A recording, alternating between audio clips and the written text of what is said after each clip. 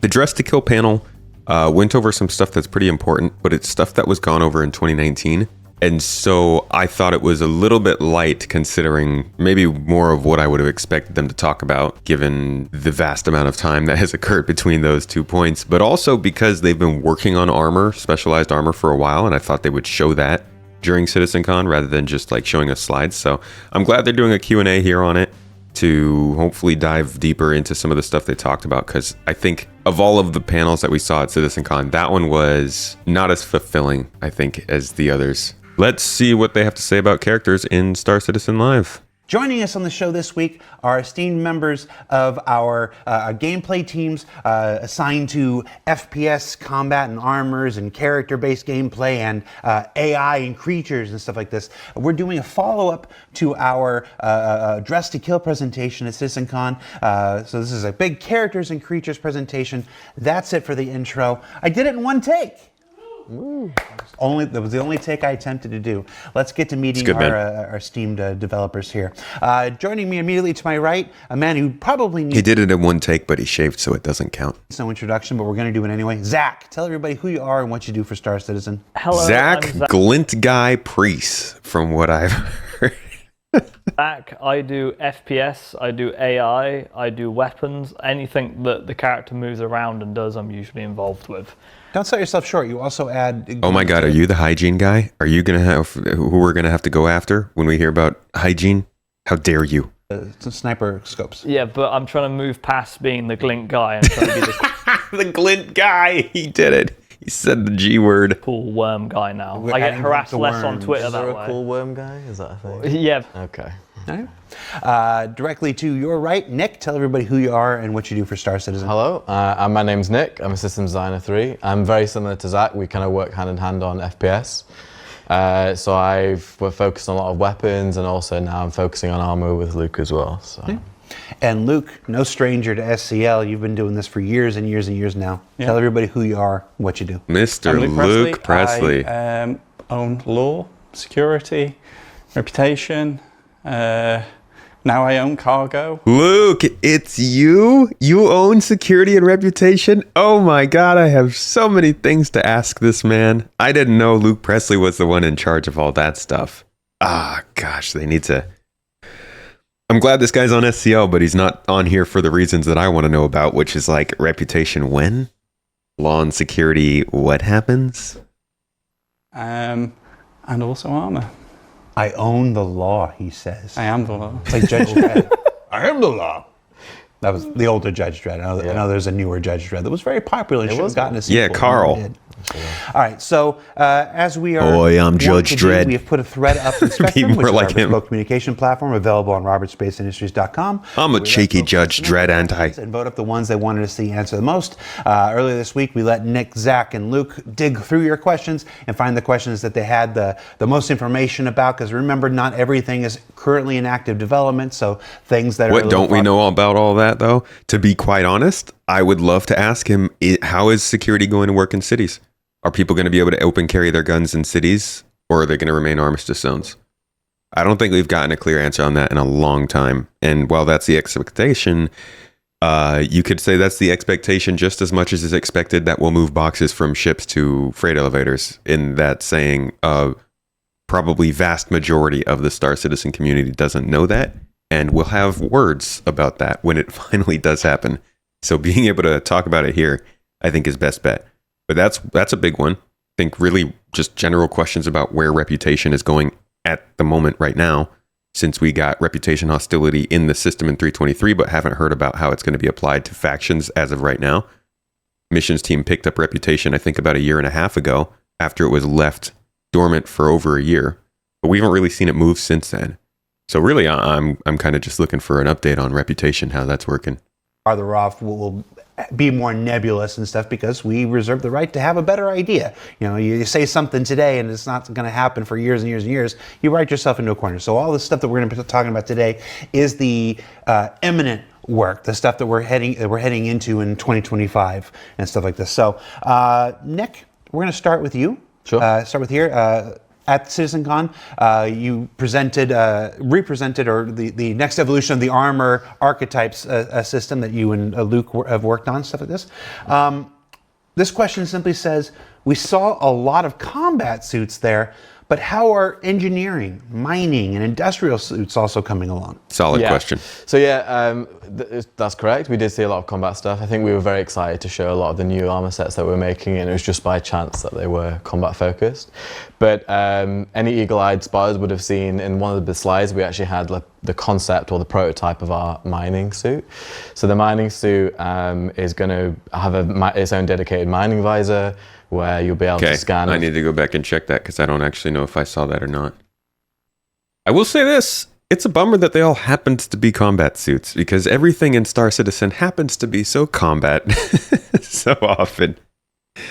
Oh man, where can we, let's see. And match. Star Wars is shoot, I don't know where I would end up accidentally coming across a mining suit. We are. How bigger is Gem? Huh. Looks like this must be it. Okay, so this looks very Grey Cat in nature. Didn't have to wait long. Yeah. So there's this. But here's the thing. This is what I was talking about at the beginning of this show. If we go to Armor to the Core or something, I don't remember. Armor archetypes, it had nothing to do with core. Over time, like we could go back to this, and it's kind of for a heavy, like the same kind of presentation, you know? Like we looked at our concepts for our future of FPS armor and kind of how they would work and how there would be different breakups and how they would protect us. And it's like, I mean, we were at this 5 years ago. It would have been nice, I think, to see something a little bit further past what we got this time. Find more detailed information about minables that are around you, much further distance. And obviously it offers great environmental protection. So obviously we want players to be going down in caves and obviously with different temperature resistance and obviously for storage as well. So those minables, whether they be large or small, we want the player to be able to think, if they're dedicated in mining, that they can head towards that. And we've got the salvage suit as well, like just reminded me of that. Like, we obviously, the beauty of this as well is we are going into some of our armor sets that are more legacy as well. So it's not just new armor sets. So that's good to hear. We've got the current Grin armor, which I actually think has got a really cool feature. So it will be kind of streamlined more with the backpack. It's have its own dedicated backpack, which will stream from the tool through the arm into the backpack. Oh, wow. Yo, that's an older... I don't even know if we can pull up let's see if we can do one of these random jump in and find things. I would say that's like I would go with, let's see, when did salvage come into the game? At the end of 2022, right? So this would be probably like a July 2022 kind of thing. They used to talk about production of a salvage backpack that would link directly up to the tool. Yeah, that's going to be a hard find. Like, I doubt I'm just going to come across that. But they used to talk about this a while ago, and it would basically be like you have this specialized backpack that allows you to... oh, here it is. A salvage-themed backpack. So that's all we get here. Maybe in the next month, though, they go into a little more detail. The idea would be that you would attach it to the tool you're using, mining or salvage or whatever, and instead of only having the storage of like whatever you can pick up off the ground or only being able to... open or you know, grab anything that is right in front of you, you would have a backpack that's entirely dedicated to that, and it automatically sucks up all the stuff and puts it inside. Here they talk about it again. A salvage themed backpack is currently being worked on by Tech Art. So this is April 2022 that they were working on for this, and I really wish I could find... There was another segment where they specifically mentioned that it was like a backpack that was connected to your tool.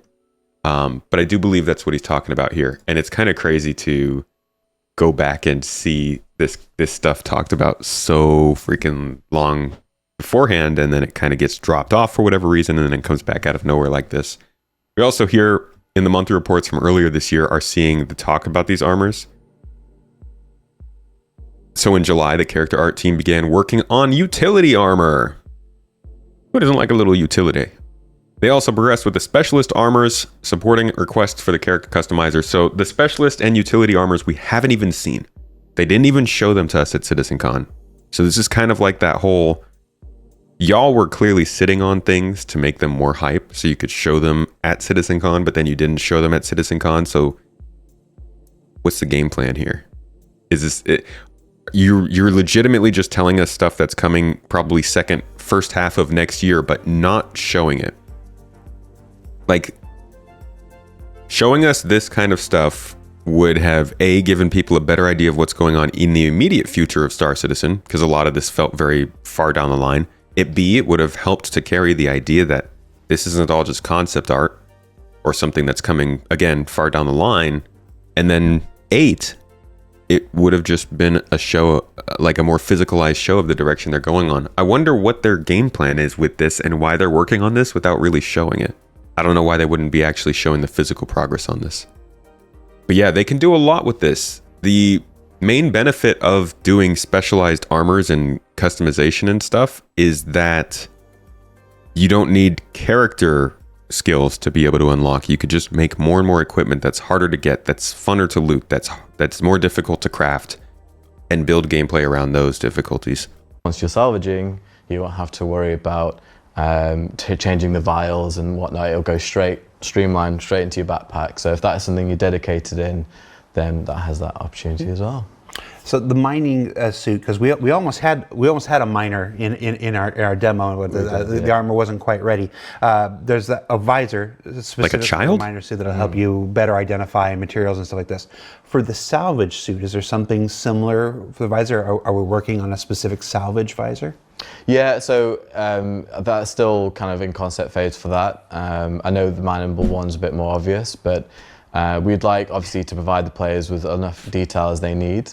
So if that is a profession that they're particularly interested in, then when they do scan and ping out towards objects that they can interact with, then they will get more detail about potentially what material is and how much the health of the component, of the chip component, So yeah, most players who don't have that visor will be relying on the screen on their weapon, you know, to understand what they're salvaging, whereas they may, you know, the visors may get extra information either side. Yeah. Like I said, the different materials, maybe even certain areas yield more. Identifying the area, in case you're in a hurry, in case you're like trying to salvage in an active war zone. It's like, all right, I'm just going after the really good stuff. Tell us about that though. See, that's super interesting mining information. Is like, will you get a better output of minerals from a different place? And can you determine that using these helmets, or are we always just going to be sticking some heat into a couple asteroids and pop whenever it gets too hot? Nick, are the extra pouches from 2953 still a thing? They are still a thing. It's definitely in the plans. It's just not actively being worked on currently. Solid. Another solid question. Still planning for. That is for anybody who does not know what they're talking about. I'll pull it up real quick. We looked at that during our overview of this panel, or some other panel, or something at some point, someday during. This is about. This is the wrong one. During CitizenCon, when we were reviewing something, I don't remember what brought it up, but we were looking at the modular bags that they introduced at CitizenCon last year. This system. Pretty cool system. Great idea for bags. Yeah, the pouches.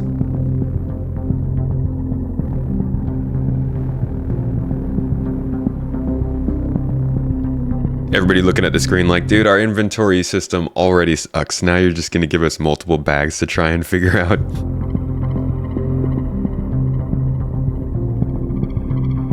Yeah, and it's shelved. So, something can just get shown at CitizenCon and then it completely shelved. And I think when they show something like this, they spent, a minute on it? A minute and a half, and then never talked about it anywhere after that. It's pretty safe to understand that things are not happening immediately if they do that. And so we'll have to start looking at the different things they're talking about, especially at CitizenCon, and make some calls about that kind of stuff in the same way. They are still a thing. It's definitely in the plans. It's just not actively being worked on currently. but it's something that we're definitely still planning for. Zach, Yes. we saw the return of the Valacar Yes. at Very this year's CitizenCon. We've got a lot of questions about the Valacar. Here's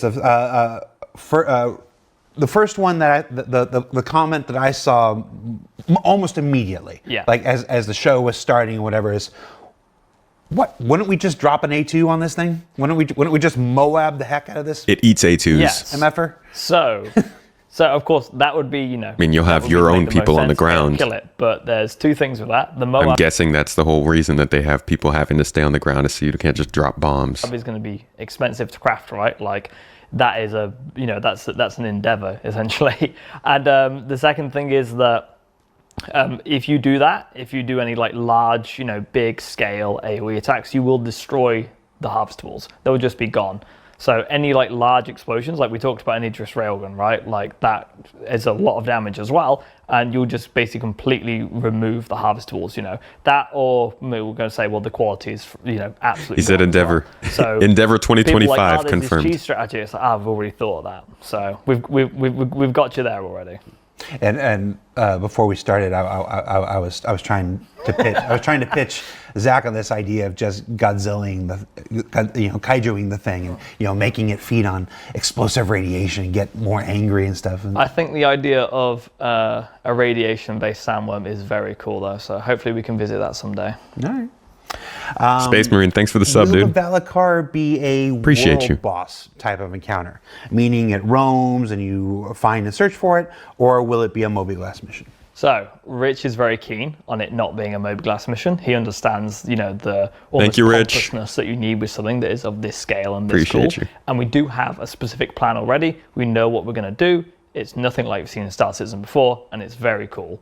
And I've seen the brief. I know what it is, and it's incredibly cool. But no details because we want to make it an event. Okay. And some of the things we tried to make it as evident as possible in our demonstration, but some people, you don't always get it. The having to taunt it out, using a ground vehicle, Yeah. and doing donuts and stuff. Obviously, we're not going to go into the details just yet, but that's representative of the kind of thing. Like, it's not just about going and finding it; it's about coaxing it out. Coaxing it out. And there is something you'll have to do with the big event. Gotta that tickle you its coax it to toes. a certain location. So that's already thought of. So it's not just oh, there it is, get the vehicle, go out. It's a very cool multi-stage process. It's when you get your guild together, your org together, and you're able to just get the boys together too. Let's go kill the sandworm. It's really cool. Watch them have like the whole thing just like in Dune where you have to put this thing in the sand and wait. That'd be so funny. Just like, yeah, the super custom process, very, very unique. And then you're just doing the same thing from that. But interestingly, like obviously Dune predates Star Citizen, but a lot of people thought that this was happening because of the Dune movies, the new ones, but they originally brought this out before the first Dune movie came out. It was like 2016.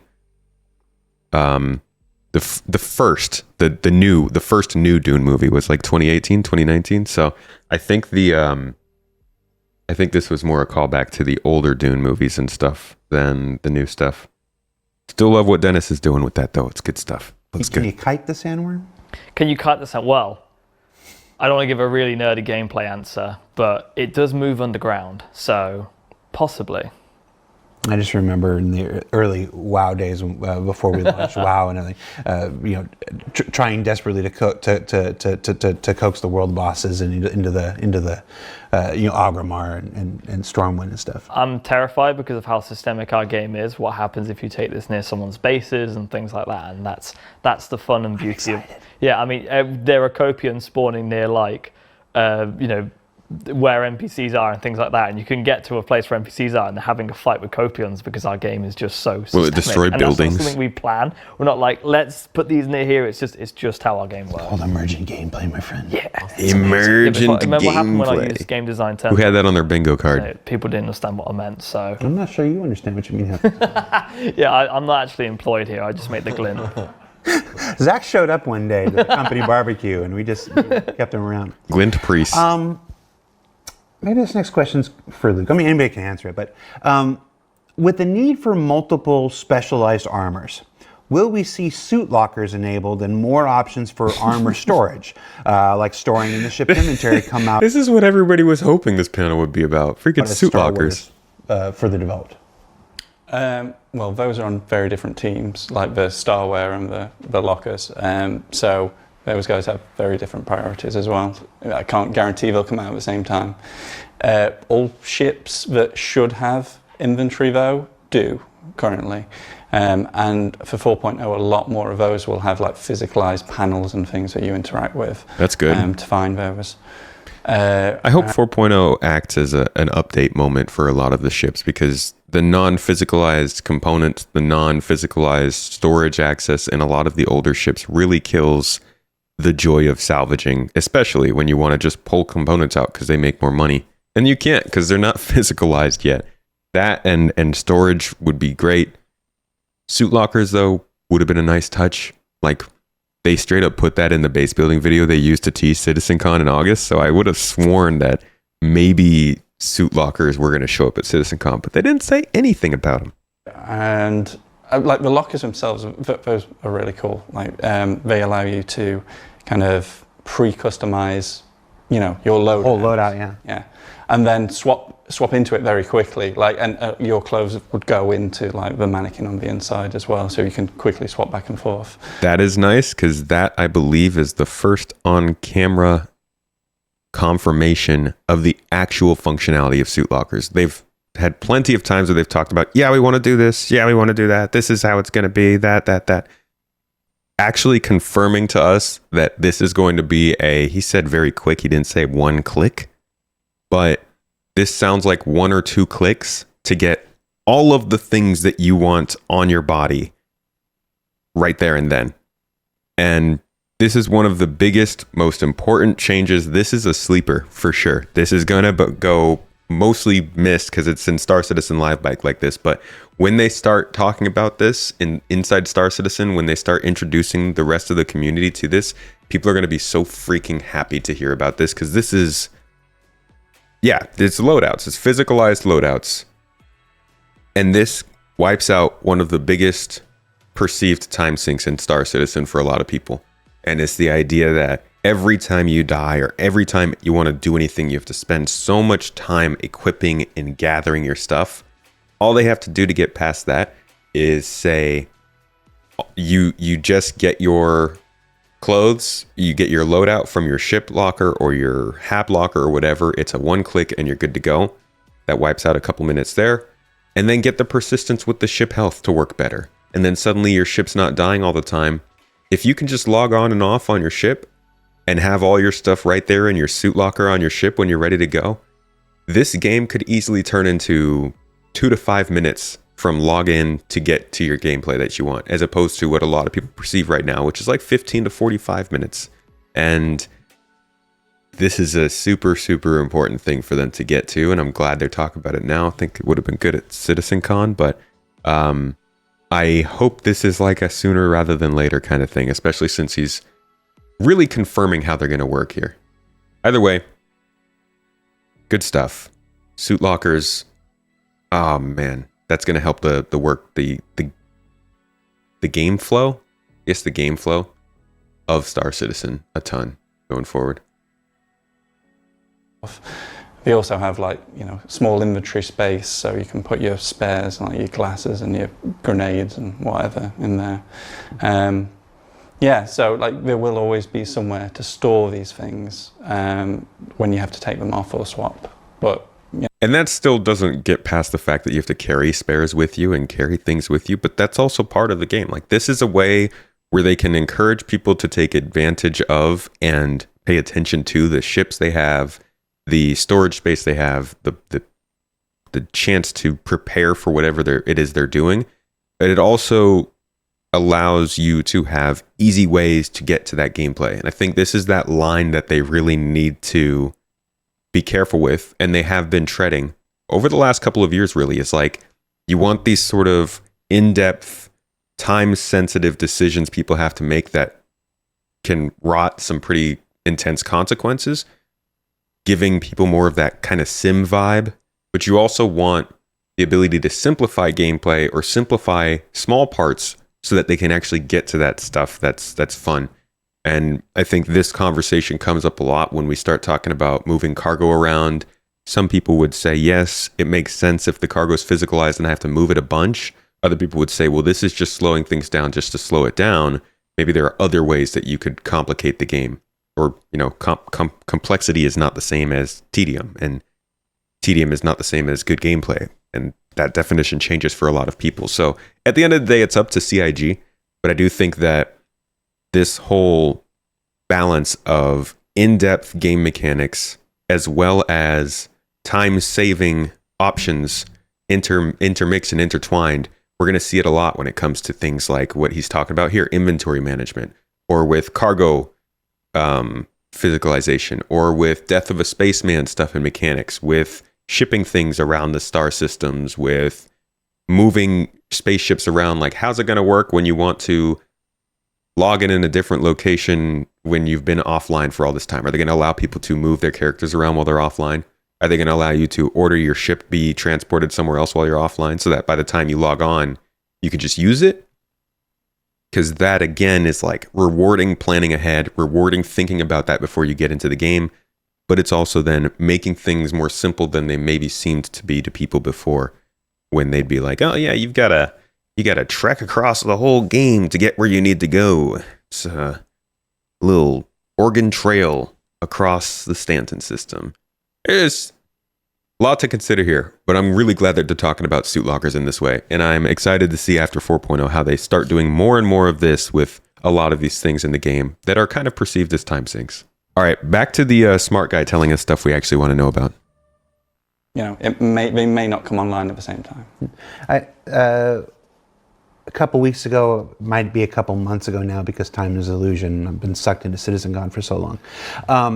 We released a preview on social media about the upcoming base building and the suit lockers and these gorgeous lockers. We talked about that. You can just display your full loadout. And it occurs to me that with cargo grids and having these things that you might be able to, ships have their own suit lockers, but you might be able to kit your ships out with even more lockers and stuff like that. And carry them around and basically really do the doomsday prepper kind of thing. Like, I've got my Zeus, I've got my a C2, and in the back I've just got the Batman armory for every occasion. No matter what comes up, I can run to the back and there's my mining outfit and there's my salvage outfit and stuff like this. And that's a really exciting moment for me, because it's not like, obviously the inventory screen is cool, you go through and you drag and drop and whatever, but this idea that you just said, it's almost like your models in the background there. Like, if you want to show off your favorite armors, there they are behind the shiny glass, and then to immediately just go right to it and be like, equip, I want that. Yeah, I think that's going to unlock a lot of cool gameplay. Yeah, that's something that Rich is really passionate about as well, because I just said, I said that this is going to be a sleeper of an edition, but I'm just remembering people lose their minds over stuff like this. All you have to do is go back to the Squadron 42 gameplay. When he puts this on, people literally cheer.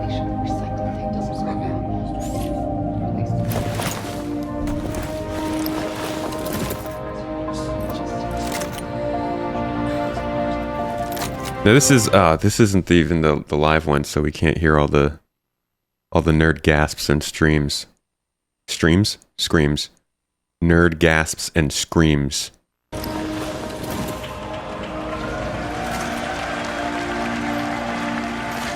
People are just happy for this, that and the screen tearing. Like, it's such a big deal. And this was, some people were cheering because it looked cool. Some people were cheering because, like, nice design, whatever. A lot of those people, I bet, were cheering because just the idea of using suit lockers is like, oh, yeah, yes. All right. Anyways.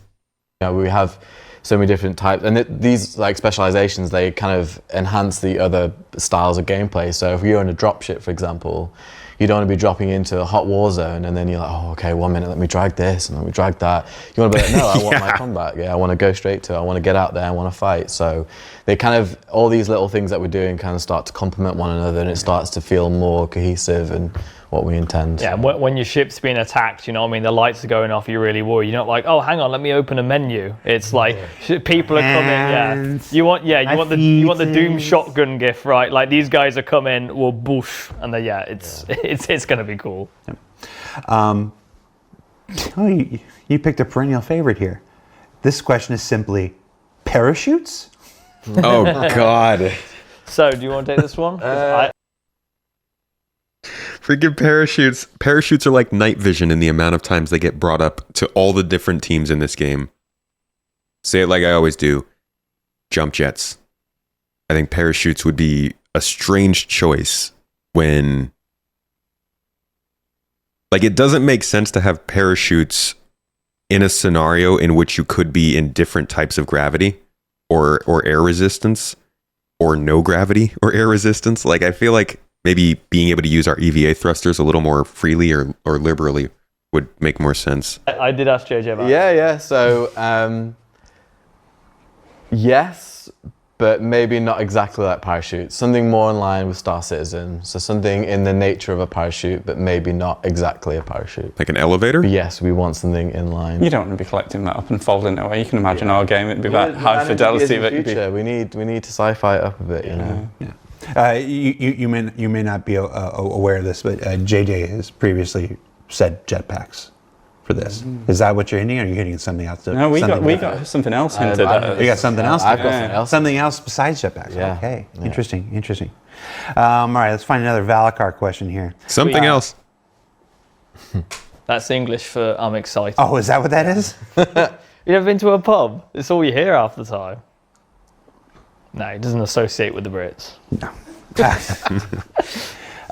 Good call. Let's see. Regarding the Valacar, is there any idea of how this once Lear-bound worm started to show up all over the UEE? Yeah, so Parasite. thank you, Astropub, for this question. I assume it's him because of what it sounds like. Yeah. He's going to make a video out of this. It does sound like Paul.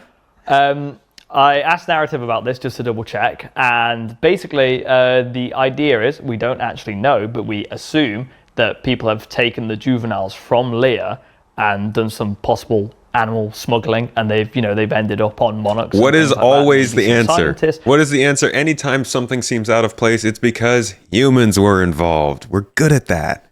We're not 100% sure. In a world as big and the universe as big as Star Citizen and not being able to track everything, sometimes, people do things and they happen. So possible animal smuggling, possibly scientists. Does that mean the worms on Lear will look different from the worms in Pyro?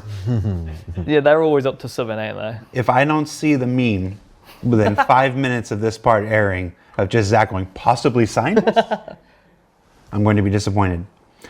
Let's see. Will the Valacar scoot?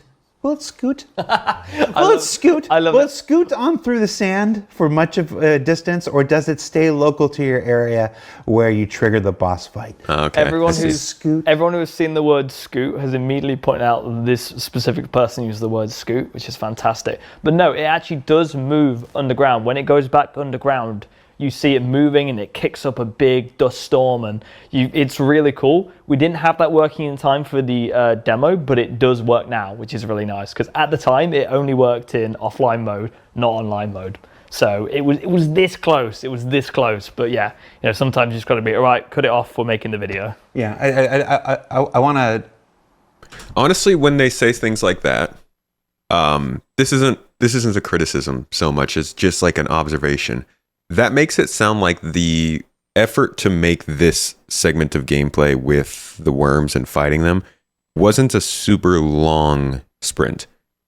If during CitizenCon they couldn't get that to work and 2 weeks later they could, makes it sound like this is like 7 to 10 weeks kind of. And this is so. Please don't take this as like a source of news or any sort of official thing. This is just me kind of thinking out loud. Makes it sound like it was like 10 weeks, 12 weeks kind of sprint sort of thing. And taking that and putting it into perspective or context of the rest of the project, I often wonder how long it takes for them to produce certain parts of this gameplay when sometimes we are under the impression that it takes a long time when in reality it's just that like there was a lot of other stuff going on, and then they got to this. Like, no, stream didn't freeze. Well, stream shouldn't have frozen. Like they kind of like they're going through, they're triaging, right? And they're getting all of the different things together and figured out that they want to do.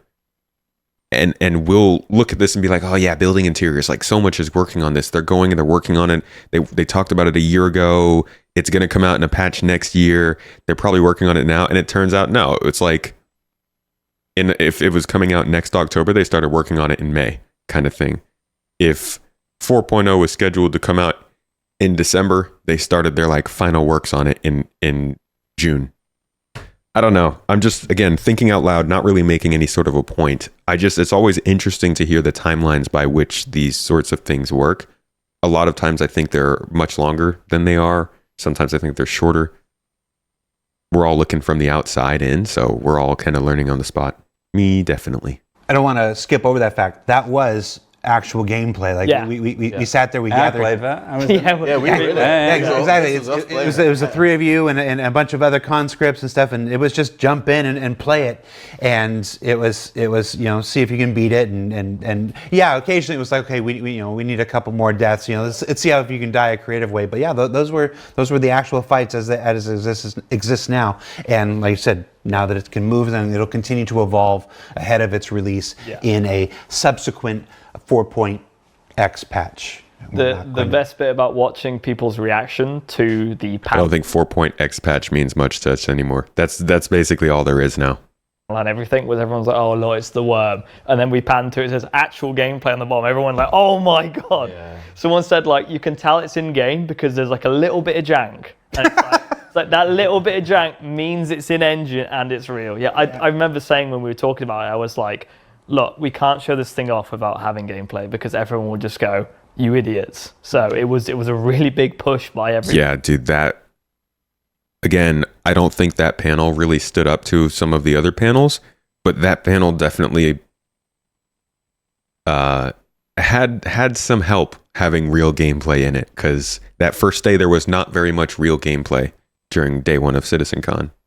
Everybody to get it then. Yeah. The good thing about it as well is the fact that we've got so many more eyes on it, and then so many more people giving feedback. Yeah. We got to test it more, ironically, because we were getting so much footage for it. We were playing it so much that we were like, okay, this, we found new issues, and it was a very helpful experience. Yeah, and I when we did the first recording, we had to scrap it because I was in an unreleased ship and I didn't know. I didn't know that. We had to scrap that whole first playthrough. Dude, imagine if they'd accidentally slipped that in. What ship was it, Zach? Tell us which fucking ship it was. Oh, were you in a... I was in the... Yeah, you're not supposed to be in that one. Yeah. It's really cool. You can ask me these things. Okay, that's what happened. All right. I bet he was in the Guardian. I feel like that makes the most sense for that situation. There was a whole playthrough we couldn't use, and I was trying to figure out why. That makes way more sense. If it was a gun, I'd know, but ships, not me. What? You don't know everything everybody else is doing? I don't know anything about Project ships. This big? I know like the names of 5 ships. I can name you every gun, but if you're like, what ship is that? I'd be like, that's crazy, bro. That's why it's so funny when people are like, they need to stop making ships and work on the game. It's like, you know how many people don't work on ships at this company? It's a freaking ton. Clue Sniper, Arrowhead. Okay. Why doesn't it have a glint on it? Can we get an update to the roles of armor sets that have been sold on the Pledge store? So basically, it's obviously we've provided a number of armor sets through the website for various things. Some get coupled with a spaceship. Some are, going all the way. I think even the old Voyager Direct store probably had 1 or 2. So are there specific updates to those roles yet, or is that something? Well, so all armors are going to get this, like roles and specializations, all of them, and the subscriber stuff is all variants of things already in game, mostly, and even the more unique stuff will get a role. So you don't need to worry about that. Like we'll just This I won't go through them all. Yeah, I was going to say, I think what the question is actually looking for is like a comprehensive list. Like back when I was running the subscriber program way back when, we invented like the Overlord armors, which was a vigilante gang in Pyro and stuff like that. Right. So probably, well, which roles are those armors? What are we going to be cooking? We've got a lot of stuff helmet. planned. It's like what role is that for? It's like this. So yeah, a little too detailed for something like SCL, but I think absolutely when the time comes and stuff, we can write up a FAQ. Yeah. That's the appropriate thing to have a FAQ. We'll work with the community team, put that together, pull a list together, and work that out. Yeah, We can go back to that other panel I was talking about from 2019, and they actually do a decent amount of talking on sort of what their plans are in terms of customizing everything like that. Here's a little bit of talk that they did about like armor archetypes and stuff in 2019. This will give a little bit more context to what they're talking about here. Then you look at, say, for example, the next layer is subcomponents. Now, as I took through the weapons, you look at that's what subcomponent, or you want emission dampeners, or you want further utility and gadgets that we release in the future. That's where subcomponents come in. But really, that's just the armor classes themselves. That's the light, medium, and heavy armor classes. And that's kind of like just the base foundation, kind of how I was saying in the weapons, you've got your base classes. Now, where's the exotic gameplay? So that's when we're looking at, say, the classes and play styles. So we want to support the player careers. So in the PU, you want to be a miner, you want to be a bounty hunter, you want to be a fighter, you want to be an explorer. We want to support those on the ship side, but we also want to support them on the FPS side. We want you to choose equipment on the FPS that ties into what you're flying, that ties into the play style and how you want to play in the PU, because the PU's not an average game. It's a sandbox. It's Star Citizen. It's what you make it. So we want the equipment to tie into that. And so when you're looking at, say, player choice, what we did is we broke it down in between combat and utilitarian. And that's where we kind of broke down a matrix. So you can see this is kind of like all of the armors kind of in the PU at the moment are all like scattered around. But really what I wanted you to take from this screen is these four kind of pillars. We've got the combat fighter, the combat specialist, the utilitarian adventurer, and the utilitarian support. Now, when you look at those four pillars, you might be saying, well, what do they do? How do they tie in? So if you're looking at, say, combat fighters, that would have light, medium, and heavies in there, but that's the armor that you want if you're going into combat. That's the one that is the absolute specialist. That's what the military would use. It's got the most damage mitigation. It's got the most item ports for magazines. It's the most throwables, so the grenades. It's all about absolute combat powerhouse. And then you look at, say, the combat specialist. Well, that's when you're coming into where you want more niche, more special forces, more special ops. Now, they're still good at combat, but they're giving up some of their combat effectiveness to provide more utility. So if you want to be a bounty hunter and you want the absolute best-in-class radar for finding people to track down your target, to take them in, then maybe you'll pick the heavy combat specialist. And then you look on the other side of the road, you're looking at, say, the utilitarian. Now, utilitarian adventurer, that's kind of like best-in-class climate control. So if you're going into these harsh environments that's extreme cold, extreme heat, or you're going into these, really where it's got acid rain, that's when you want this pillar. And this pillar also includes where it's got like best-in-class inventory. So if you're going down mining and you want to say, I want to do one trip, I want to get everything while I'm there, you're still going to be combat worthy, you're still going to be able to compete in combat, but you're giving up some things to get other benefits. And then the utilitarian support that's more about consumables. So when we start doing healing gameplay, in terms of medic gameplay, healing your party, providing more support and giving you these unique roles when you're playing, and so that you can actually hone down in terms of what you want.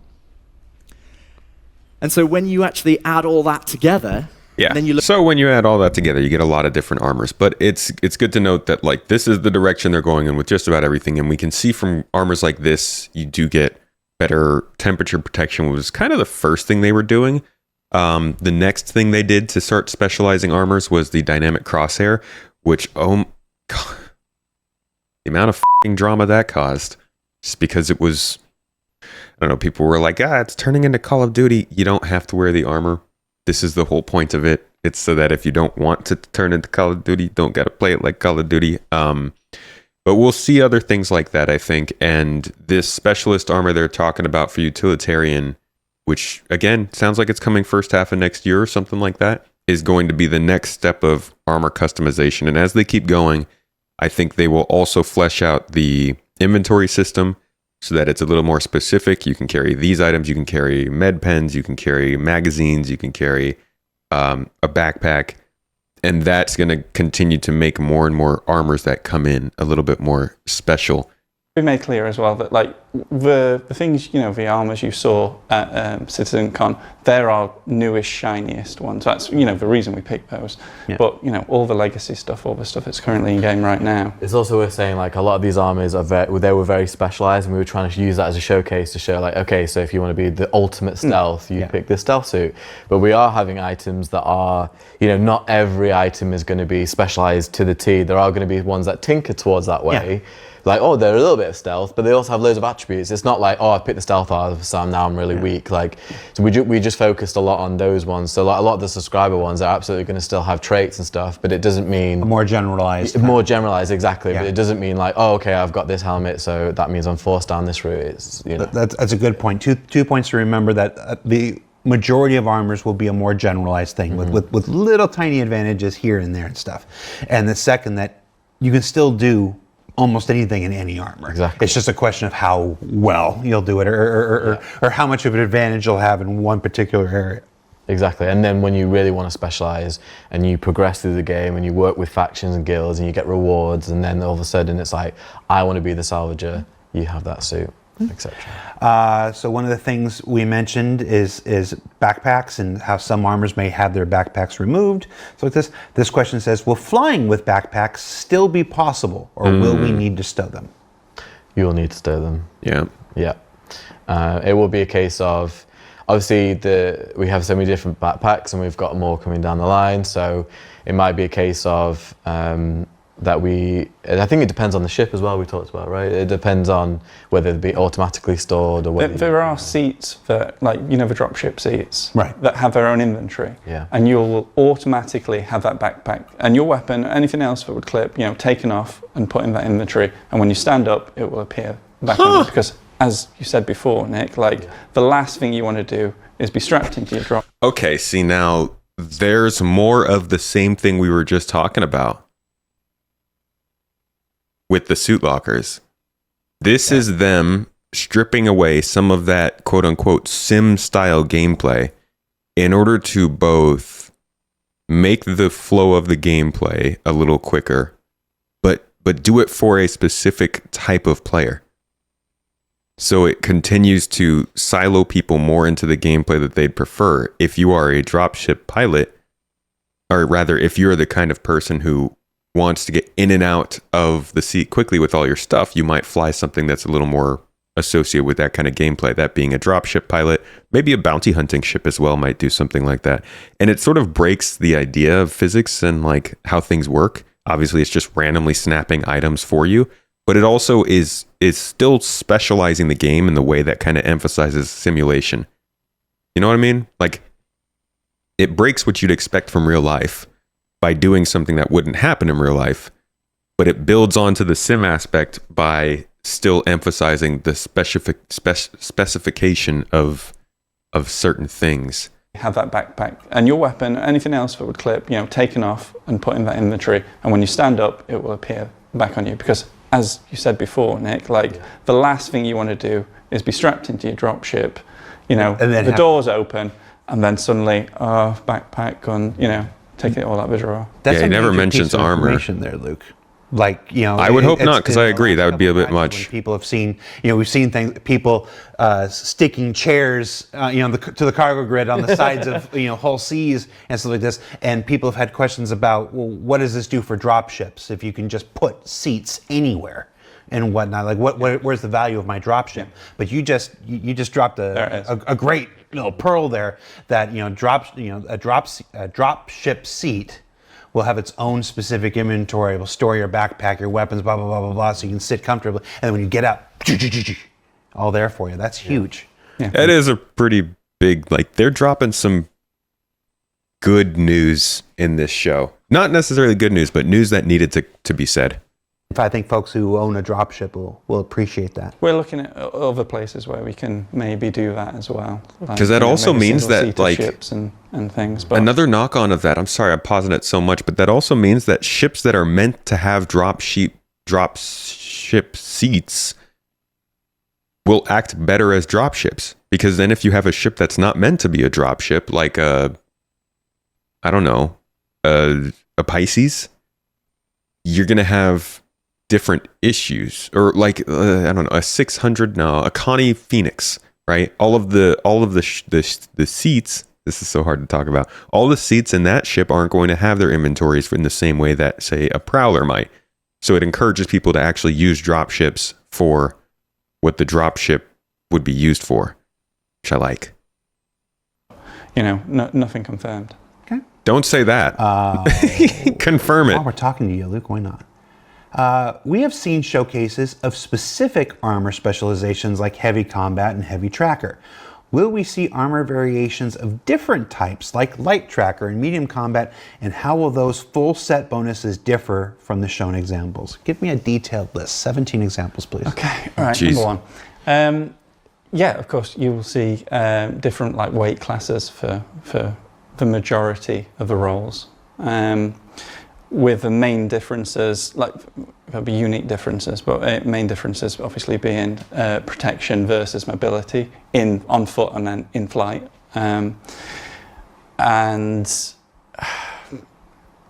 for instance, like, the hunter, say, we've got a light hunter, we've got a medium hunter and 2 heavies currently. They'll all be the best in their classes at scanning, finding life forms. But maybe the heavy will be way better at it than the light. But the light gets the benefit of being stealthier and faster.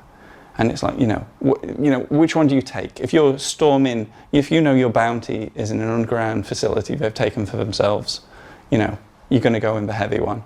Whereas if it's in busy streets and stuff, you take the light. So it's all about It's about knowing your prey. If you're stalking somebody, who's savvy and knows what's going on, like Space Tomato or something, you'd want heavy armor because they're probably going to fight back, and we want the additional protection. Did you just say Space Tomato? What? Who's savvy and knows what's going on, like Space Tomato or something, you'd want a heavy armor because I don't know what's going on. And we want the additional protection. But nobody, if I'm sorry, Jared. Nobody comes to me for combat support in this game. All right, I appreciate the shout out, but I don't know what's going on. you're Right? stalking someone who has no clue what's going on, you're just going to be able to sneak up right them, like Captain Burks. Burks definitely knows more combat than I do in this game. That's for sure. Now people are going to be trying to hunt me down and I killed the savvy guy. I'm not savvy. Don't come to me, man. I know how to emphasize the use of medical pens because I need them all the time. If you want to know how to kill somebody, I know how to kill myself in this game. Do that very well. Just fall down a cliff or something. But yeah, interesting. You just use the light armor. It's like, let's just get in there fast. He's not going to know what's going on anyway. Yeah, and I do want to clarify actually, like there's a bit of confusion about the full suit feature. That isn't some like arbitrary buff. It's not something we just made up. 7 of 7 superpowers. Yeah. Like not all suits will have this kind of thing, but like it tends to be systemic. So say the stealth suit's a really good one, right? The bit you put, like the piece you put on your arms, that masks the emissions of your arms, right? So you need the full set to fully be. This hidden. again, something they talked about. Some part of you is giving off emissions. They talked about this here. And sometimes you see this stuff and you're like, are you really going to go into that much detail? Look at this. They talk about temperature. Which kind of clothing that you want to go for. And when you look at armor, it's the same thing, because in the PU, you can put on a mixture of different armor types. So we can't just treat armor as a singular individual item. It has to be treated that you can mix and match. And then we look at the furthest on the right, which is basically a full armor. Now, a full sealed armor is basically a room in and of itself. So if you think of like your car and you're driving around and you've got the heater on, it's keeping you nice and warm. And if that was within the operating window of that apparent temperature that your car is, then great, it would be fine. But then if you broke down, then basically the apparent temperature of outside would start to equalize with the temperature on the inside, and you'd start to get cold. And over time, that temperature would be equalized. And that's basically how a sealed armor would work. So they're talking about the same exact concept, that your armor will change your emissions based on what part of your body it's on. It's not like, you know, you put it on and then suddenly you vanish off the face of the earth. It is systemic. Fair enough. Zach, going back to creatures here.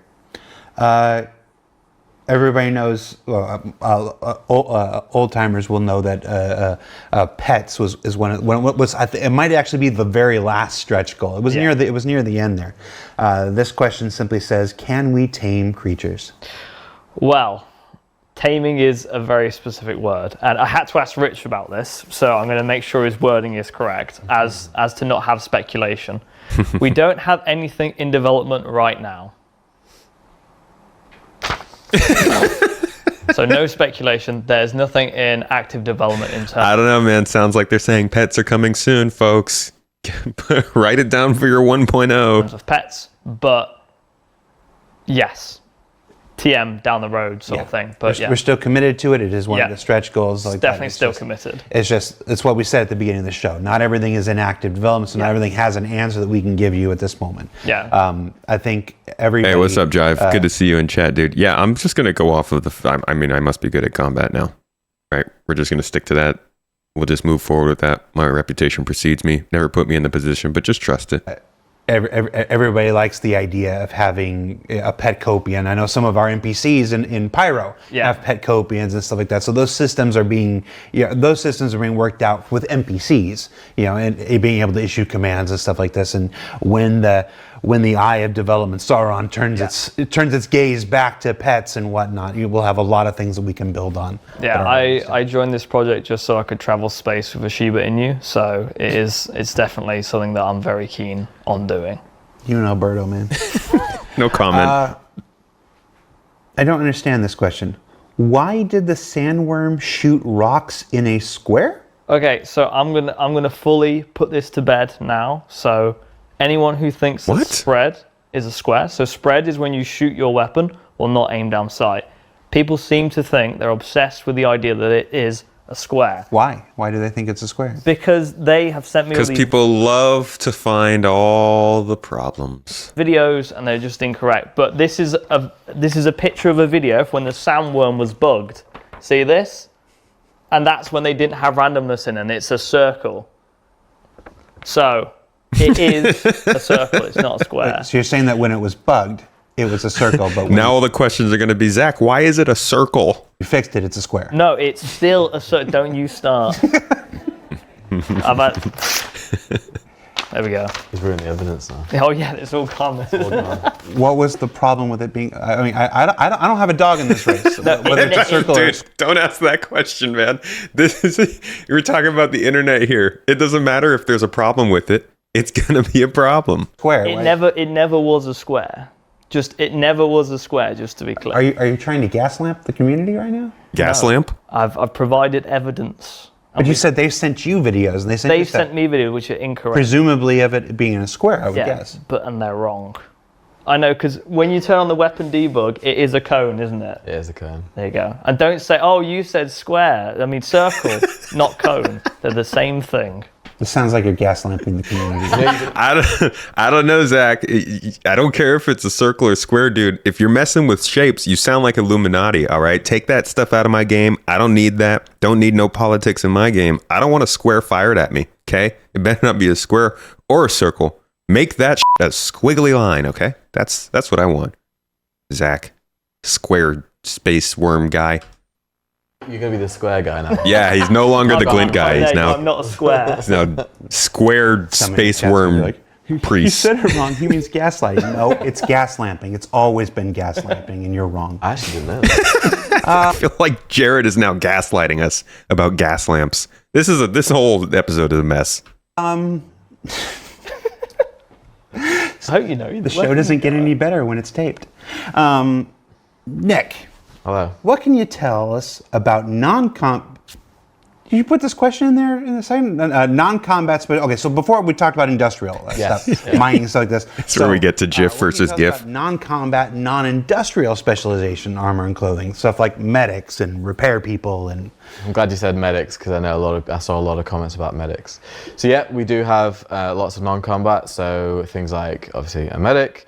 And again, we kind of not just by class, because obviously like Luke mentioned, it's not just always about the mass and the size or more protection. It's also about like what makes sense. You know, if you're a first responder, what would you wear? You probably wear something light, quick on your feet, can AAK? get down to it. What would you wear? If someone's in a cave or whatever.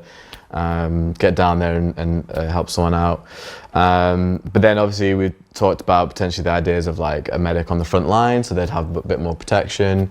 But the things with the medics, obviously they've got the visor, so they're going to have more, when they ping and scan, they're going to have the vital signs of people in their group. So if someone's down, they're going to get a notification on their screen to be like someone's over there, and that maybe how long they've got before they're incapacitated.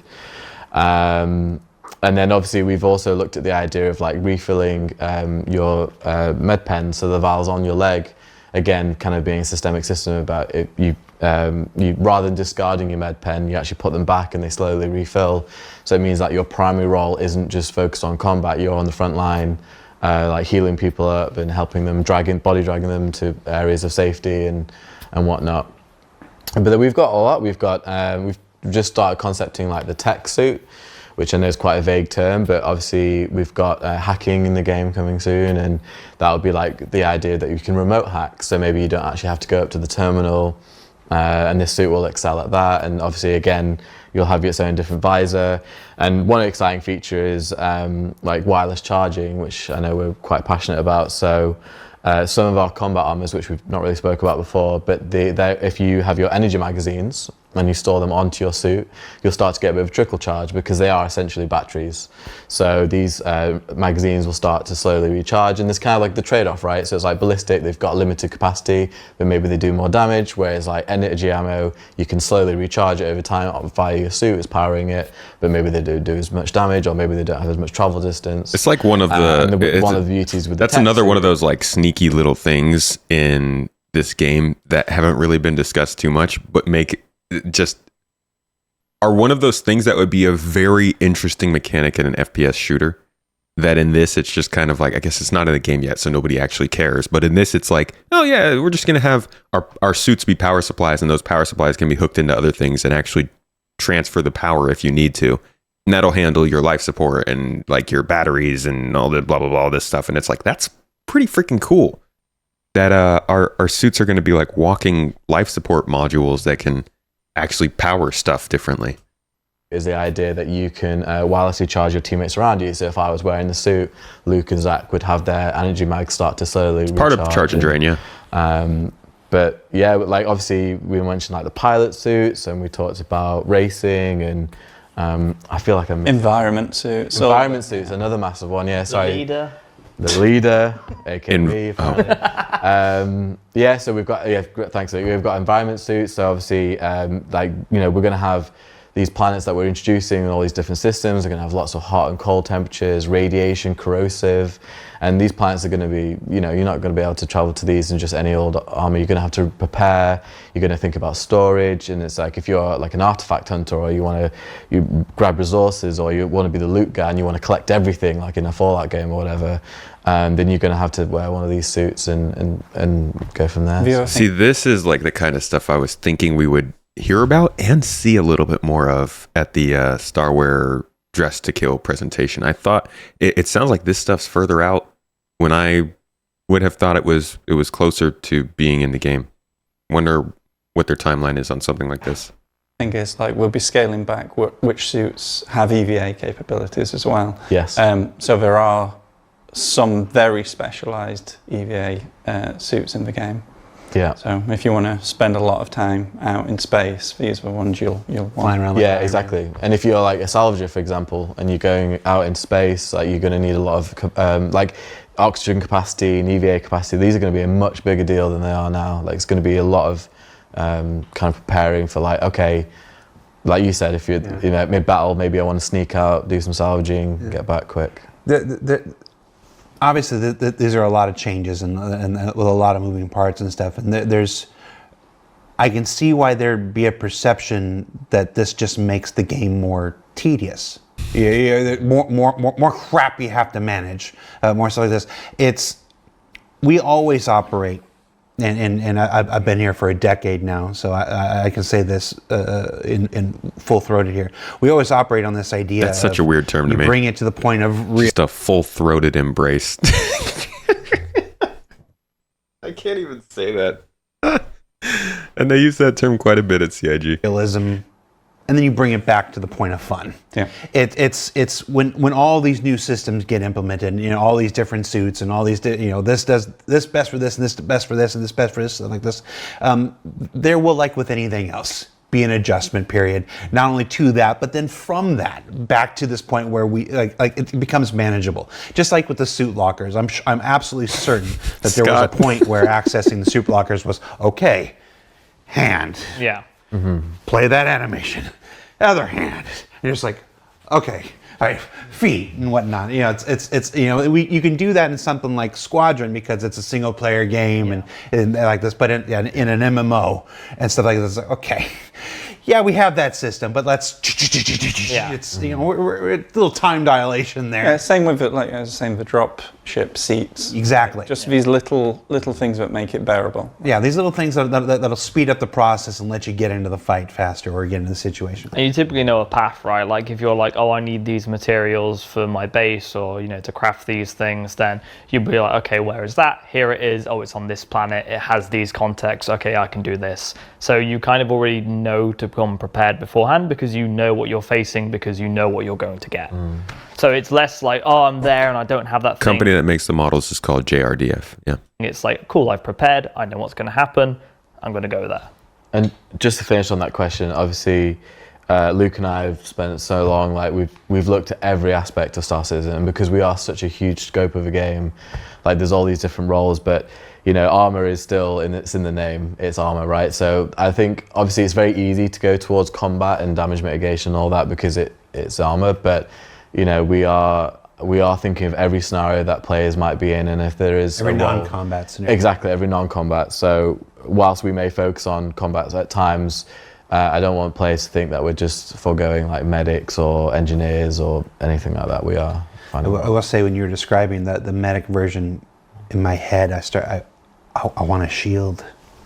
I want a big. I want to sit there with a med pen, and a shield, working towards a down person. Yeah.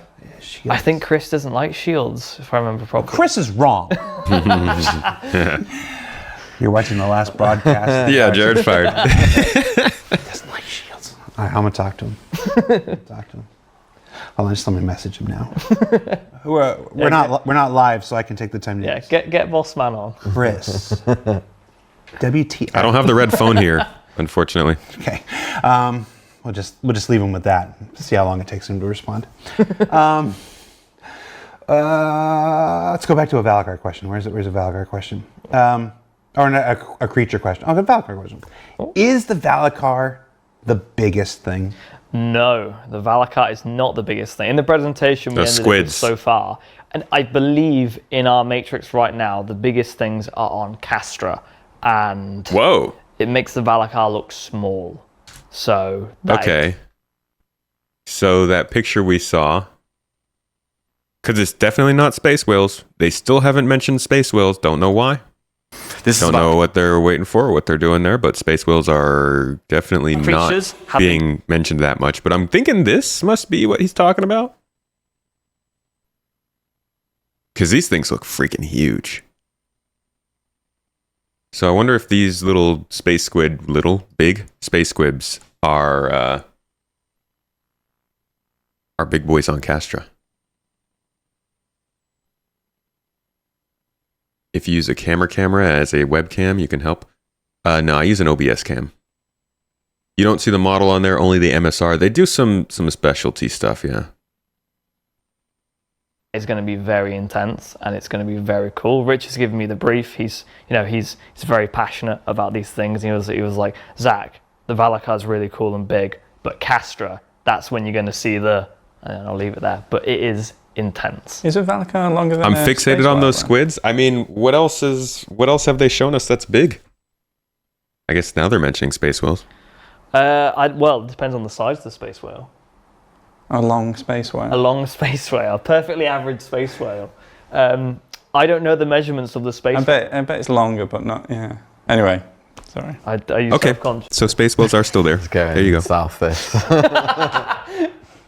Yeah. I don't know. My brain went into a whole place where it's just better if I keep my mouth shut. Oh, look, Chris has messaged. Long day All wobbly. right, well, we don't need to worry about next week's show. Will there be reputation / guild / org clothing items made available that give special stat bonuses or armor capabilities? Not quite. So, Next question. all like the majority of armor loadout, armor blueprints will be unlocked via guilds. But Or guilds? guilds, not Guilds. player. Oh yeah, they're the player orgs. yeah. Because I always get confused about this because So player orgs will allow you to customize your armor with your logo and stuff on there, but that's it. It's just cosmetic. I don't think their roles are software engineer or game designers, but can say all of these guys are actively coding and like doing the implementation of stuff into the game itself. So that helps to answer that. Study and work not leaving you much time for breathing. I feel that's a busy time. Guilds, say we've got these really specialized armors, right? You're not going to find those in shops. They'll be super rare in like loot drops, maybe on missions and stuff like that. So you unlocking that blueprint and crafting it might be the first time you ever come across it, you ever get to, wear it. If it's, one of those super specialized things. But it's not a better, we don't give it a buff because it's a guild version or anything like that. That's crafting. You make it and you research it, and that's how you get those buffs. Okay. And this ties into your set bonus question from before. There isn't some just magical bonus that's added to these things. It is like as many other things as Star Citizen as we can. We build it systemically, and when you get these pieces, you'll be able to mix them and match them with other armor types, and you make the loadout and the stat pool that you want, from all these things. So They're going to have a good app that shows you the different stats of all your armor pieces as you're equipping them, which is why the current one that we have just isn't going to work, I think. you put a question about subscriber armor in here. That's an Ares on the desk. Subscriber armor. When we lose it, do we use insurance or recraft a blueprint, and how does that work? Blueprint, I'd guess. Are you looking at me? I'm looking at you. Yes. So with your subscriber armor, you do gain a blueprint when crafting is introduced into Star Citizen. I looked at you because we were talking about crafting, and I thought you might want to carry on that just for the record. Nick's the one who's It's a going to get controversial topic. Yeah, I'm very nervous about it. Nobody wants to get clipped on this so one. So when crafting comes into Star Citizen, you will receive a blueprint for your items that you've got, and you will be able, those unique items you will be able to craft again. And just because I know somebody's immediately going to ask, that's not a replacement of the item kiosk, the item recovery a kiosk that we've talked about in the past. That is, I think it was at one point we intended it to be in a previous patch, and it just wasn't ready and stuff like this. There are still plans for that. When we solve the number of technical challenges, we were talking about that before the show. How to keep that from being an item duplication machine. It has to go through and find, like, where is the existing item? It's floating out in the, halfway between Hearst and Microtech. Okay, it's got to clean that item up and give you the new one, so we're not just spamming hundreds and hundreds of copies. But also, if it was stolen, if it was taken, well, okay, well, no. If it's sitting in somebody else's inventory, well, that's is that a legitimate, kind of thing? Because we also don't want that to just become a duplicate thing. So there's a number of technical and logistical and just game rules things that we're still working out. I love that second part. Crafting seems like that it can be stolen and belong to somebody else. Like that's such a cool idea that you could just have the opinion of, I'm not going to spend any money on this game. I'm just going to steal from all the people who did. Take their stuff. Like, more power to you. That's a great way of doing it. Probably a more immediate solution to allow you to recover those items, because a lot of those items are really cool. Absolutely. Like I'm always a big fan. I can't get it because Tom's in the way of some of the helmets that came out during my time there. So I want to use my P8 in the PU. You know what I mean? Your P8 and the PU. Sometimes I can't with Zach. You're not the only one. Many games, including Star Citizen, have gear for hot and cold environments. We talked about environmental armors tailored to help in traversing places like jungles and swamps. Yes. Like anti-mosquito armor. Next question. He's on it. Nailed it. They sound like humid locations, right? Yeah. I'm trying to think of what else, what other challenges are in a We need jungle, air right? conditioning, Luke. Humidity just raises the ambient temperature. So if you have a sealed suit that has decent, heat mitigation, you'll be fine. That's what you'd want for that kind of location. And we have plenty of explorer suits, like suits that so you can be out in those environments for extended periods of time, whereas if you were just wearing kind of combat armor, you would overheat very quickly. Nice, Maverick, 69 bits. They mentioned clothing specifically, so I'm thinking We'll have- like Bermuda shorts and a Maui shirt, so you don't overheat.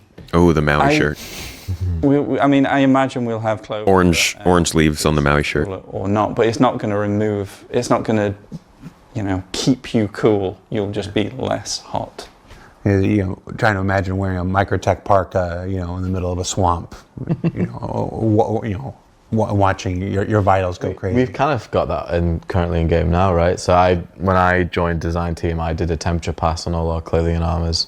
So we have like a minimum and max resistance. So when you start to hit a certain threshold, you start to overheat. So yeah, if you want to go in your Hawaiian shirt or whatever, then obviously you'll last a bit longer. I overheat in Hawaiian shirts. It's not sealed, but I wouldn't suggest it. Not when you've got just pop a helmet and an undersuit on.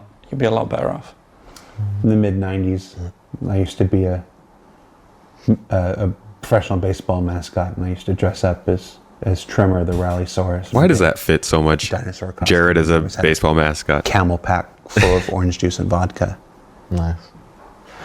I forgot how that was going to attach. I had a connection to that, and I lost it halfway through, and then I was hoping it would come back by the time I got to the end of the story. When you were doing that, I wasn't born. I was going to say that went right over your head. Yeah. Didn't open the box yet, Mav. The 90s? The 90s, what are those? What's that? Best time. Let's check our messages The from Chris. 1900s. Yeah, That's what I can't stand. Like, oh yeah, you were born in the 1900s? Will Cool. we be able to save loadouts of gear? Yes. Yeah, in the armor.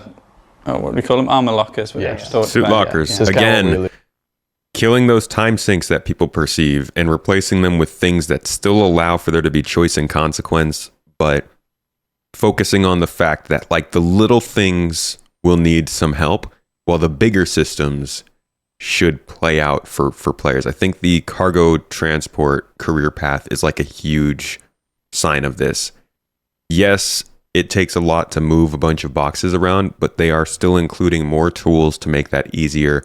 They are allowing people to do their auto loading. They are saying if you don't want to spend this much amount of time loading stuff, only go to these locations. Like giving people the ability to sort of break down the extended amount of time some things take, but allow them to still do the things that those actions sort of provide, like inventory management, is really key. And I think that's one of the biggest things that we're seeing from this episode of Star Citizen Live is just their talk about how time sinks won't always be the time sinks that you think they are.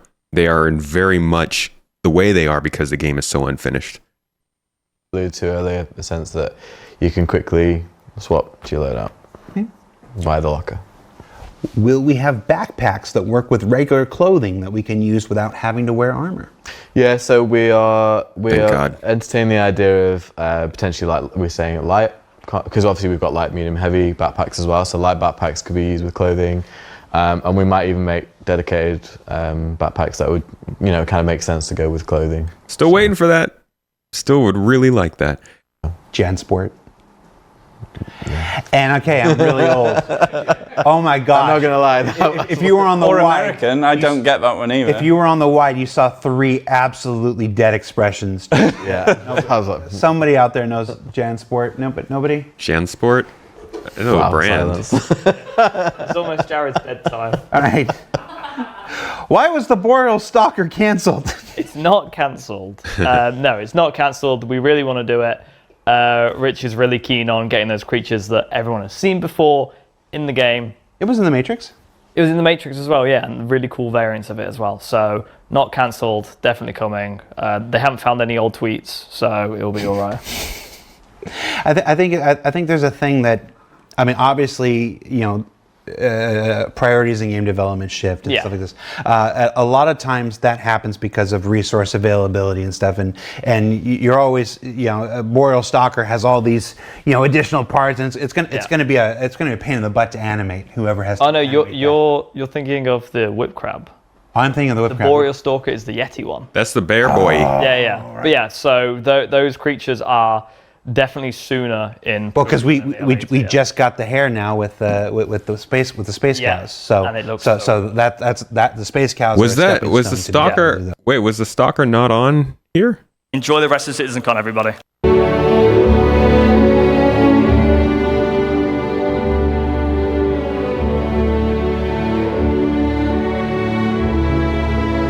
I mean, that looks like a variant of it, right? These look like variants of the Boreal Stalker. Honestly, this looks like a variant of the whip crab. I didn't even notice that before. But this one here, you got one right here, one up here, and one right here. They look like variants of the Boreal Stalker to me. And to be quite honest, I don't think I see anything here that would be bigger than the Valacar other than the squid, which we see down here. So I do think that's what he was talking about. Makes sense if it was on Castra. It's more of a sky-based thing. But yeah, I think the stalker is these bear-looking guys. What was the big crab thing that I'm thinking of? What's it called? That's the pyro crab, but the whip crab, it has a couple of names. Is it whip crab? Whip crab. Like WIP crab? Like whip crab? That would be a very CRG appropriate name. But yeah, also with the Fauna Matrix as well, we've left some slots intentionally blank because whether anyone in the community posts something really cool and we're like, yeah, we want to nick that, or game directors do that thing where they go down and go, wouldn't it be cool if? And yeah, so we've left a couple of slots in the Fauna Matrix available intentionally in case we think of anything cool or we come up with anything cool and we can put it in the production pipeline. Yeah, we have the next 5 kind of like we know what they are. So the next 5 we know what they are, and they're going to be very cool, and you're going to get a variety in those 5 as well. What are they? I can't say. Can't spoil it. You can Space tell me. pandas. How are you? Earmuffs, Yeah, everybody. hang on one sec. Let me just. You're making gibberish faces. That's just my accent. Silly English accent. So it's CitizenCon when Armando was on stage talking about Starware, it was mentioned that mixing clothing and armor is one of the key features of that. This question simply says, will we be able to wear clothing over armor? Like the most popular thing is that that duster over a set of armor so that they can look like Dash Rendar. That's another. No, I have all the old references. Never mind. Can you put clothing over armor? Yes, next. Yes, you can. There's kind of multiple layers to it. So there's a bit underlayer. Multiple layers. No, there is. See what you did there? Underlayer, overlayer, and then the overcoat, right? Underwear. The overcoat can go over those 2 layers unless it gets too extreme. You've got a huge core or something, something that's sticking out. A coat won't go over that, maybe a backpack. This system and then there's apparently, that combination- this system took so much freaking work to do. I remember when supposedly Chris was working on coding for this personally. That was years ago. It must have been actually a really difficult program to get these different layers of clothing and armor to stack on top of each other. Hope they go into more detail on that specifically. Where could they have done that? Oh, I don't know. The CitizenCon panel about it, which, I mean, they talked about it a bit, but I think they could have given us more idea of functionally how much work it was. The overlay you can have. So you can have clothing armor or undersuit clothing, and then, you know, the usual kind of undersuit armor. So yeah, you can put clothing over armor, but it's an overcoat. Cool. Okay. I know that's Well, I can wear my presentation trench together, jacket. that was, Armando only had a very small part of that, but that's such a long requested feature for our game, and as seeing it technically possible now is really exciting. Speaking of that, let's go back to that fauna matrix. We saw a lot of simplified concept sketches on the fauna matrix. What are the next couple of priority creatures for implementation? You put this question in there. You just said you couldn't answer that question. Yeah, well, no, I can't remember exactly what I put, but it was like... You put some bullshit answer about how you can't answer that question. Yeah, that's what we do. But then it was, it's like, we have the next file locked and release. Post-Valakar, there's one thing, so Post-Valakar it's something you've never seen before, and we're really keen to get those creatures out there. But pre-Valakar, there is a new one. So there is one coming before the Valakar that is new. Okay, so that means it is not the space cow, not the copion, not the birds. Was there anything else that they had? I think the only other thing they really talked about was the copion, the space cow. Now we know the pyro crab. We've seen that before, so it won't be that. The boreal stalker won't be that. So I wonder what it's going to be. So there is one coming before the Valakar that is new. What is it? No, I'm telling you, I'm taking... I'll Cal take 2.0. Oh. We get to do another Space cow Mark II, mother. the 10-minute episode where you rugby tackle me. It'll be fantastic. No. Oh. No. All right, give me the name of the one after the sandworm. The one after the sandworm. Give me the name. They won't know what it is. Just give me the name. No, because they'll know what it is. I'll give you. Yeah, do it though. I'll give you the name of the one before the sandworm. No, after. It's a Toruk. The Toruk. Toruk.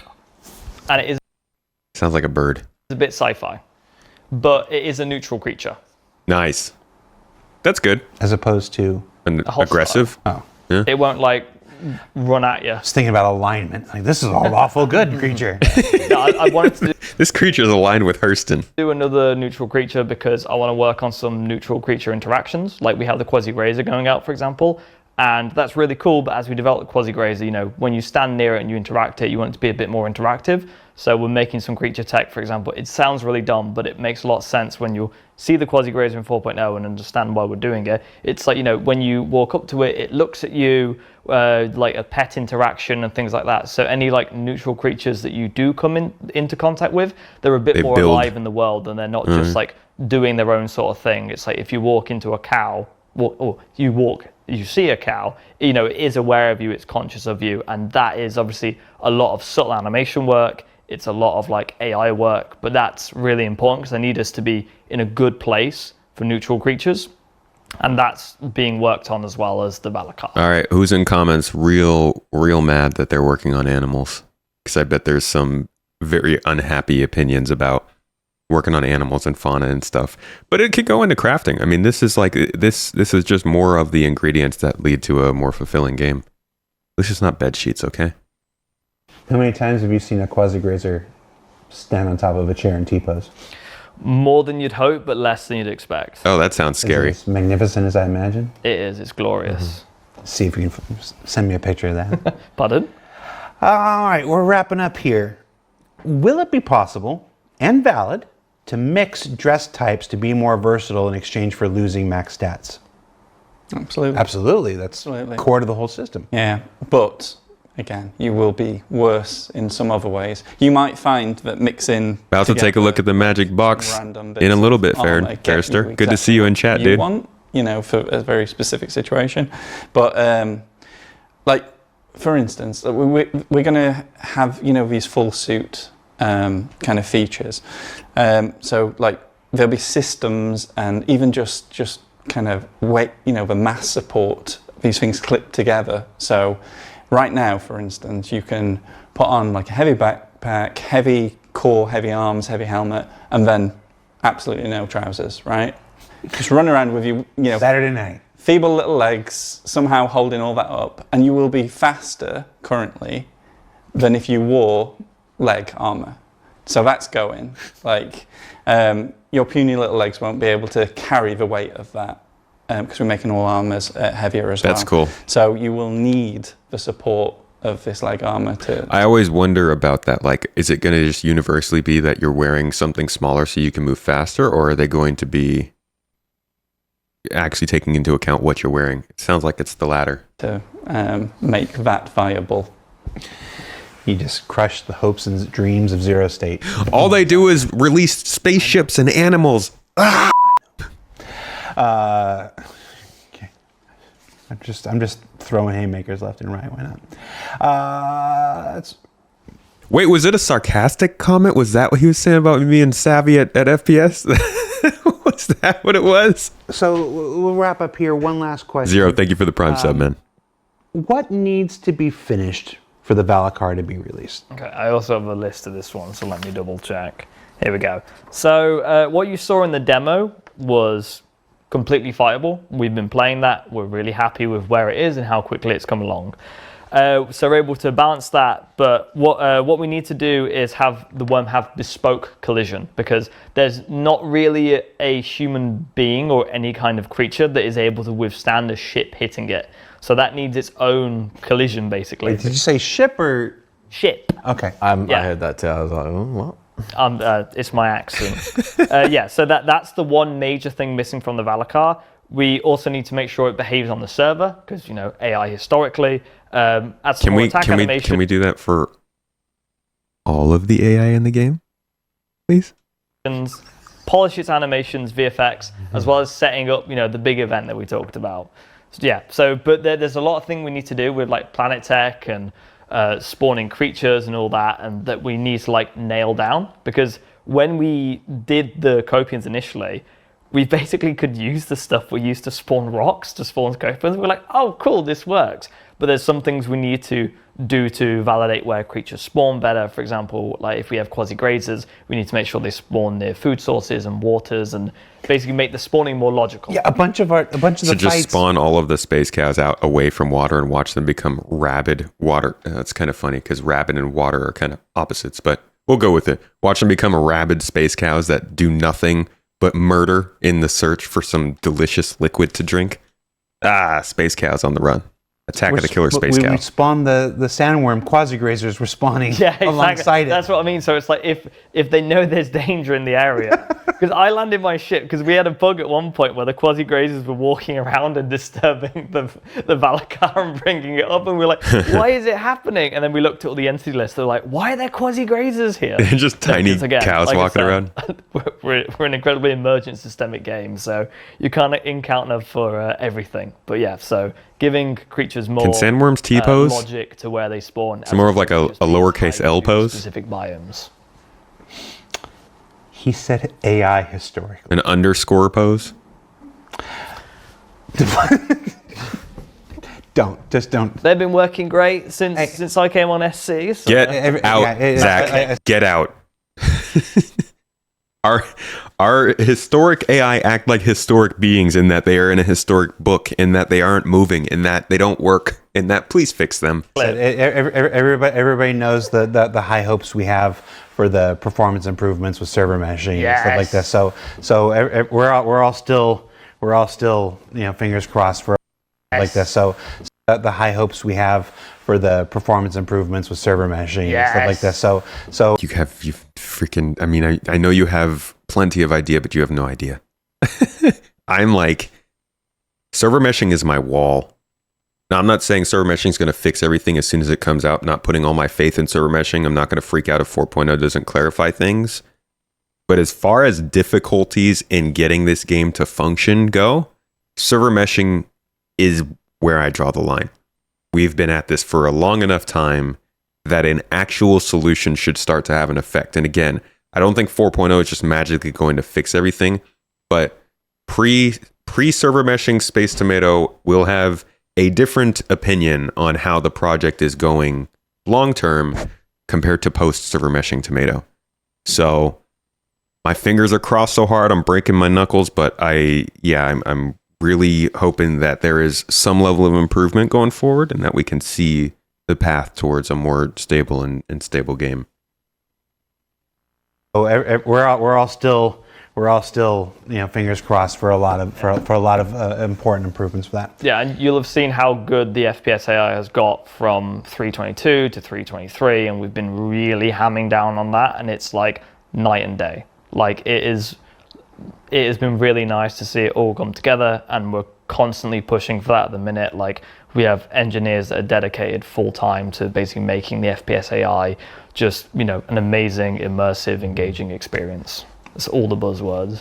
All the buzzwords. All the buzzwords. Luke, Nick, Zach, you did it. Thank you so much for taking the time out to do this. Thank you for coming a day earlier to accommodate someone's vacation plans. Multiple vacation, Mr. Worldwide. You're allowed to take some time and jet set, whatever. The rest of us will be here doing the actual work. It's cool.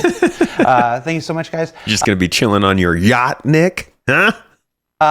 If you haven't, check out yesterday's ISC. It was our annual behind-the-scenes look at the making of CitizenCon this year. This year, fully directed and created by our own Tom Rao. I had nothing to do with it, and it's really good. And I'm saying that for the camera because it's right here. He just flipped me off. So be sure you check that out if you haven't already, and then come on back next week. Next week on Inside Star Citizen, we're talking to Benoit and members of the network team. Where it's a server meshing follow-up on all these recent tech preview tests that we're doing. So you want to check that out, and then come right back here for another SCL follow-up to one of our CitizenCon presentations. That's good. A server meshing Star Citizen, Inside Star Citizen. It's well timed. I hope it's better than the one that they did during the summer. I hope it gives us some real proper expectations and understandings of what's going forward with server meshing right now, specifically in terms of stability, in terms of how they feel like it's going. All we have to go off of right now is Evocati. I don't think Evocati is giving a good representation of what we can expect going forward or what they are seeing on their end. It's Evocati, Evocati always is rough. So I look forward to hearing more straightforward what they're seeing in terms of server meshing. On Inside Star Citizen, we're talking to Benoit and members of the network team. Where it's a server meshing follow-up on all these recent tech preview tests that we're doing. So you want to check that out, and then come right back here for another SCL follow-up to one of our CitizenCon presentations. Also makes sense. It also makes sense because they need to have an ISC to fill in the space between now and IAE. IAE will probably be 2 weeks of ship Inside Star Citizens, and then after that we'll probably get 2 more weeks of Inside Star Citizen for the year. I'm guessing one of them will be a sort of general look at like maybe the publishing or the update process or something specific about 4.0. And then the other one will likely be a year in review with a little look at next year. And then we'll probably be done with Inside Star Citizen. So I would say we've got 5 Inside Star Citizens left from here. One this week, next week, Inside Star Citizen for IAE. On the 6th, we'll probably hear something about 4.0. On the 13th, we'll probably get a year in review, and then we'll be done for the rest of the year. That's the 12th and the 19th, rather. Everybody's vacation schedule to know which one. Nah, they get paid time off. Bye-bye. Oh, no. CIG devs get time off all year round. I mean, why do you think sometimes things slip? People have got to take time off, and those features don't end up getting finished, and that stuff dominoes. Change the camera. Disaster. Try it again. Okay. Bye-bye. Wrong camera. All right. Take care, everybody. Thanks for watching. See you soon. Bye. Yeah. They tried. That's it. That was the look at Star Citizen Live this week. I think there was a pretty solid amount of good news in there that could have been clarified at CitizenCon, but for whatever reason didn't have the time or the flow to do. I do wish that we were seeing some of this stuff more in game, or at least had the idea it was coming more into the game, because like we looked at with our older armor look back in 2019, this isn't necessarily new stuff. The ideas have been around. The design has been around. This is now them just getting it to actually being in the game itself. And I had hoped that would have happened more by now, but it has not. So here we are. There we go. Hope you got some information from this one, folks. If you're watching the deep dive, come join us live. These are good times, and we get to do a lot more chatting and answering of questions when we're going over these. But you can also just keep watching them on the second YouTube channel. And thank you guys if you are here live.